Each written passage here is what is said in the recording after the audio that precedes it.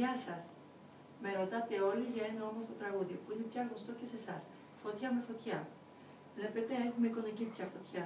Εύχομαι ελπίδα και υπομονή. Πριν ένα χρόνο άκουσα αυτό το τραγούδι, μου άρεσε πάρα πολύ. Είναι ένας τραγουδιστής από τη Βουλγαρία, τον λένε Αζής. Είναι ιδιαίτερος τραγουδιστής, μάλλον γι' αυτό μπορεί να μου αρέσει πάρα πολύ. Μετά το άκουσα τον γιά μου. Και με ρωτάτε από ποιον μου αρέσει πιο πολύ. Μ' αρέσει και από τους τρεις. Και από τον Αζής ακόμα περισσότερο. Όμως η επιλογή είναι δική σας.